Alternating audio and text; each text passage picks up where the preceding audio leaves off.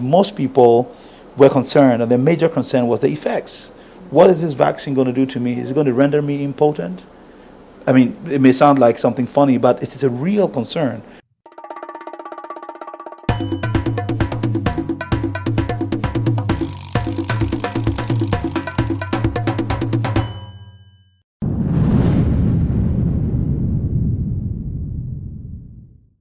And what we realize is that people's views and perceptions on vaccination are not stable or are not fixed.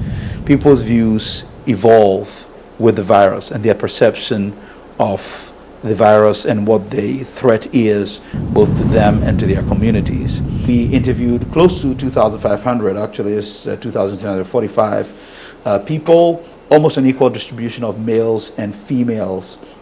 If you look at it carefully, you would realize that the males were more likely to take the vaccination. But if you also look at those who were undecided, you'd realize that there were more females who were undecided regarding taking the COVID-19 vaccination. So already what that should tell you, and I don't want to go too technical, but you realize that there was a significant difference between males and females regarding their perception on vaccinations.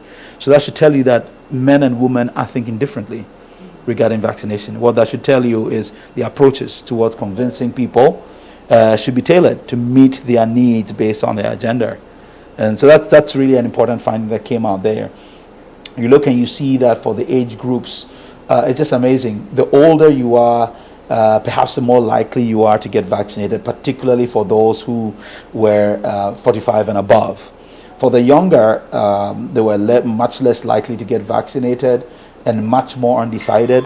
But clearly, people who are older were more likely to decide again. And this is pretty about older people being more at risk and having potentially having negative outcomes. And this really got into people's heads.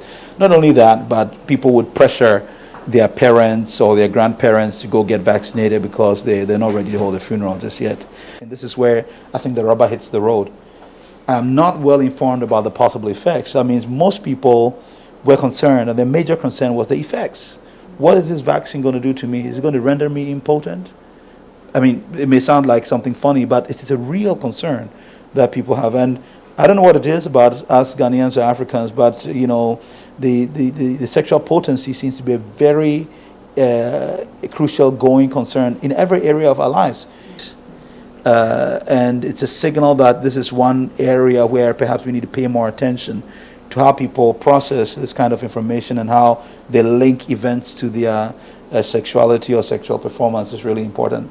Again, if you look at it, the second most important reason was they're not sure if it's clinically safe. So if you even add on those two, that's on more than half of the people focusing around safety issues. And so being able to get information out there regarding the fact that this vaccine is not harmful, this vaccine will do you far more good than any possibility of harm, and that even if, and it's possible that you may have some fever or feel unwell after taking the vaccine, it's just going to go away in a short while, and it's definitely worth that trouble. But what we missed out on is making this very clear. Some people went for the vaccine and were very surprised to find themselves with chills and in bed the following day, and they had no idea that this was possible.